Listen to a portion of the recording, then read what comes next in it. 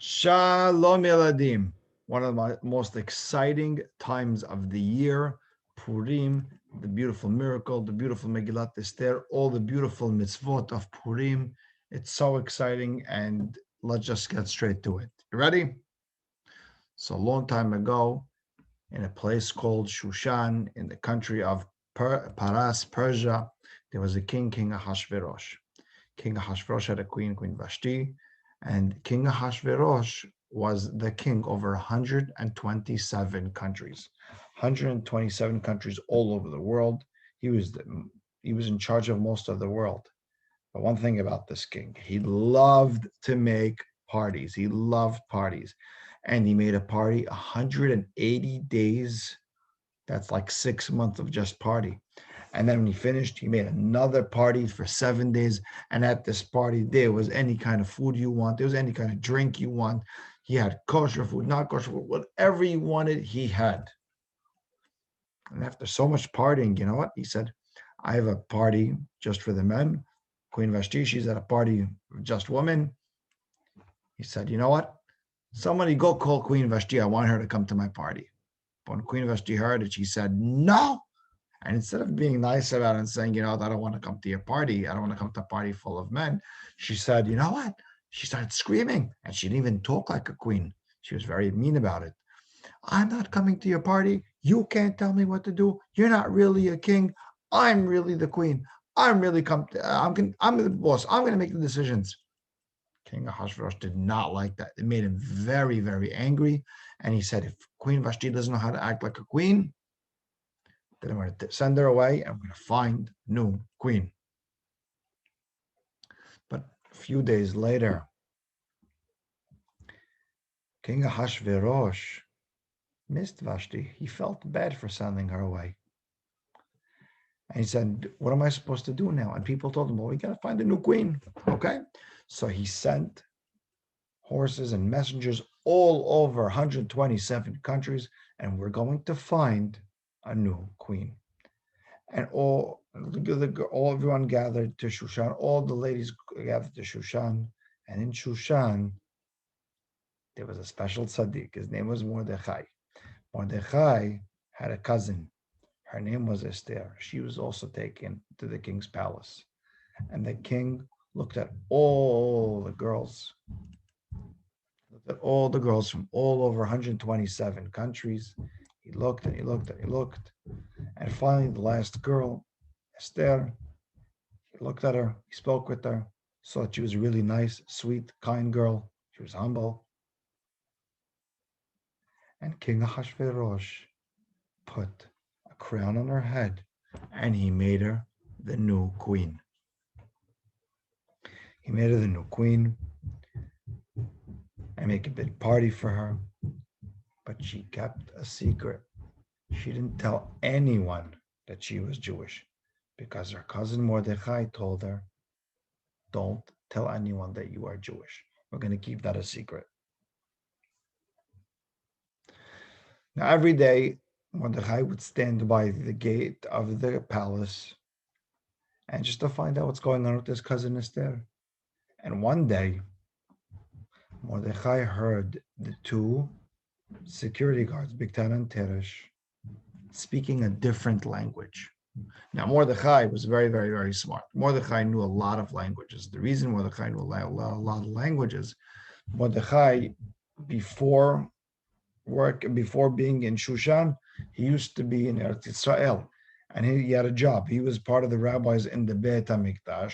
And in the Beit HaMikdash, there was a corner room full of rabbis, and they had to know 70 languages.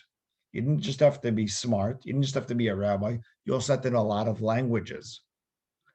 And that's why Mordechai was one of the rabbis in the Beit HaMikdash.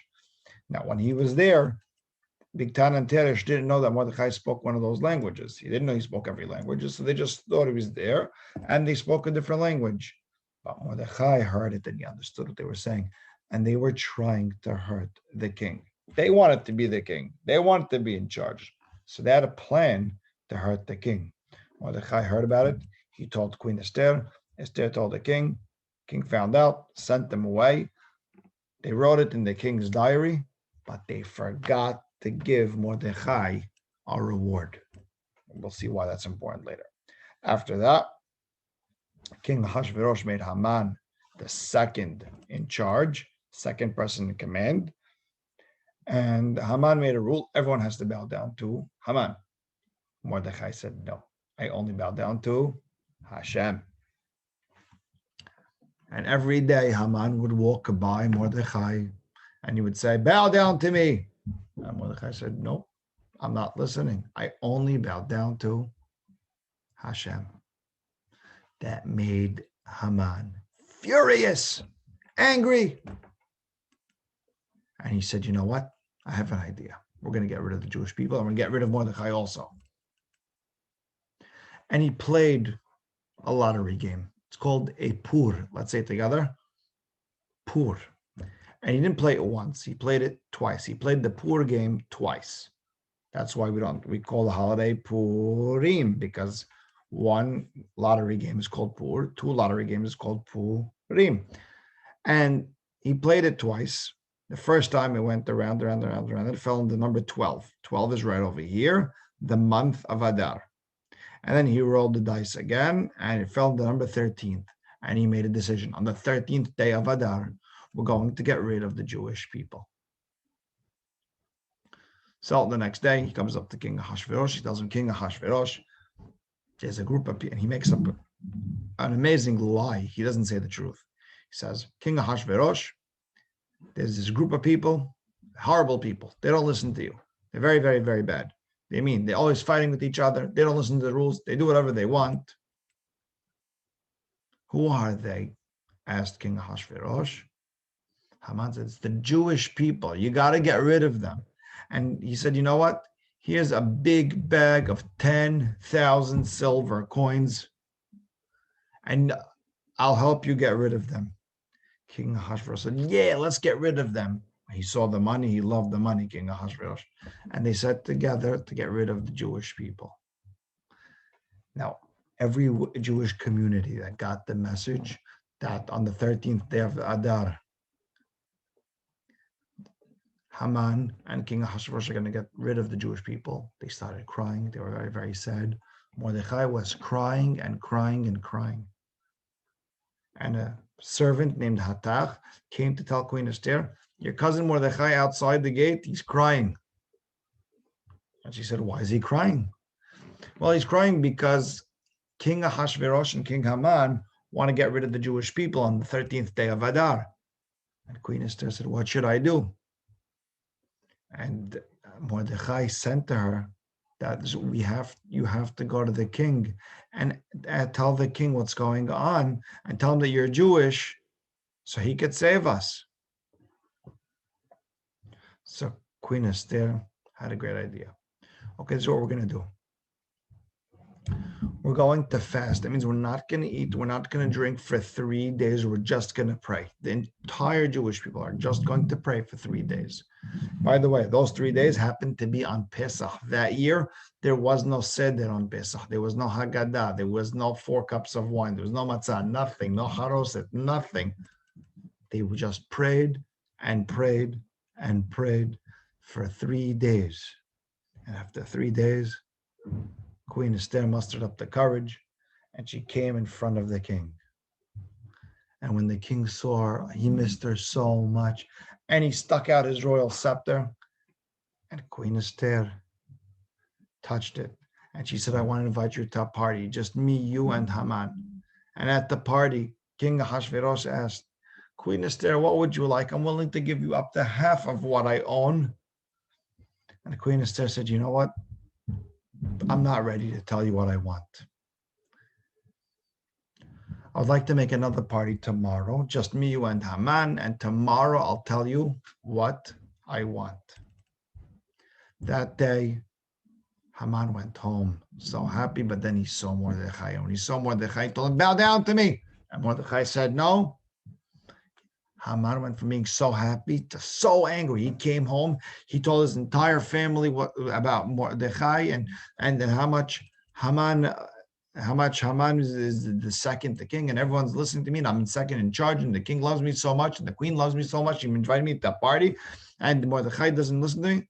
And they told him, why don't you just make a big pole, 50 feet high in the air, and we can hang Mordechai on that pole, and tomorrow you could go to the party all happy.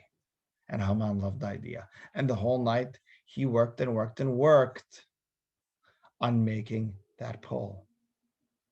But that night, while Haman was making that big 50-foot pole, there was a light from the castle. King Ahasuerus couldn't fall asleep. He was twisting and turning. What does Esther want? Why does Esther want?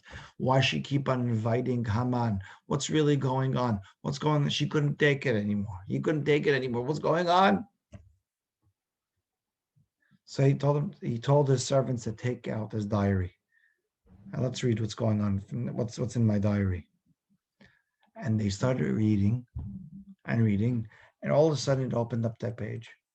A couple of years ago, Bigtana and Teresh, the two soldiers in front of the security guards in front of the palace, they wanted to hurt the king, and Mordechai told Esther, Esther told the king, and they saved the king's life. King Ahasuerus said, did we ever give a prize, a reward, a gift to Mordechai for this?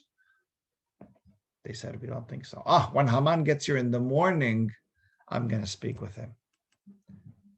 And all of a sudden,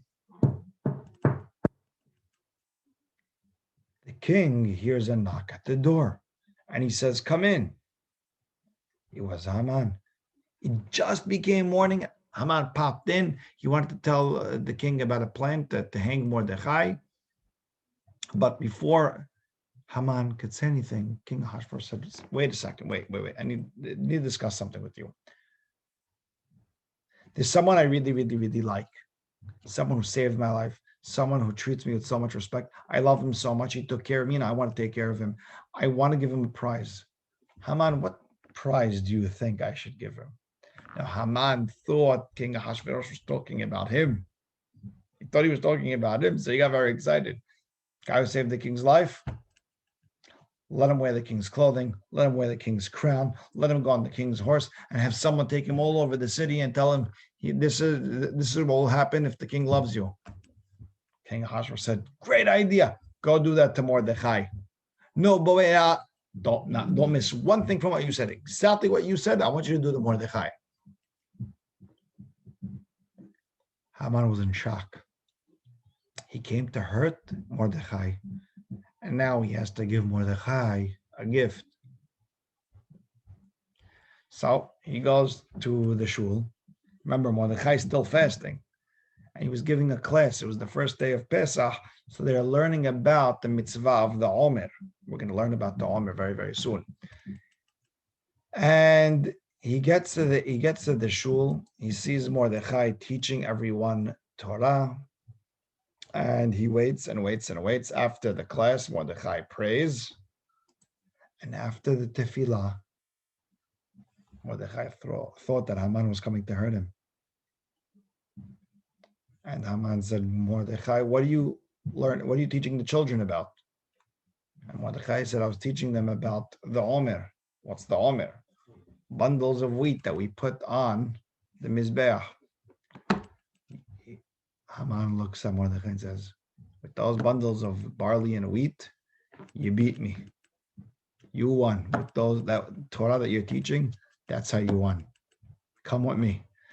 And Haman showered him, shaved him, gave him a nice shower, put him on the king's clothing, put him on the king's horse, put on the crown, and he took him all over the city, and he said to everyone, this is what the king will do if he loves you so much. Haman got even a little bit of garbage spilled on him. And once he finally got back home, he wanted to rest, and they rushed him back to the party. He was not in a party mood. Haman was not in a party mood. And at the party, King Ahasuerus asked Queen Esther, Queen Esther, what would you like? I'm willing to give you up to half of what I own. Please just tell me. And Queen Esther says, King Ahasuerus, I have a secret to tell you. Yes. I'm Jewish, and someone's bothering the Jewish people, and he wants to hurt all of us. King Ahasuerus said, who wants to hurt the Jewish people? And she pointed across the table at Haman. And King Ahasuerus was so angry, he turned red. He had to go walk outside. Haman begged the queen to forgive him. But he was so upset, and they said, we have to get rid of Haman. They got rid of Haman, and instead, Mordechai became in charge. He took Haman's spot, and they changed that sad day, Purim, to a happy day. It became a happy day. Forever and ever and ever, the 14th day of Adar was a happy day. Instead of the Jewish people getting rid of them, the Jewish people got rid of Haman and anyone who hates them. And they wrote this story on a long paper. It's called the Megillah. And every year on Purim, we have to read the Megillah. We got to read it once in the night and once in the morning.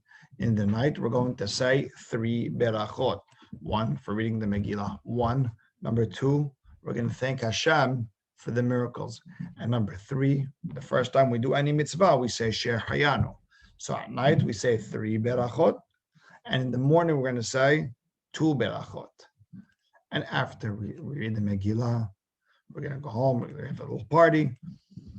And in the morning, we read the Megillah again. And there's 4 mitzvot you're supposed to do the day of Purim. Number 1, read the Megillah. Give tzedakah. The more tzedakah you give on Purim, the better. There's so many people who need it. And we, Baruch Hashem, have enough money. We can give and give and give. And the more we give, the more Hashem will give us. Make sure you give matanot la'evyonim. We have to give we have to give tzedakah to poor people. Remember, you have to give tzedakah to 2 poor people. You got to help them get a meal for Purim. So we're going to read the Megillah. We're going to give tzedakah, matanot levyonim. We're going to give mishloach manot. You got to give 2 foods to 1 friend, at least 1 friend.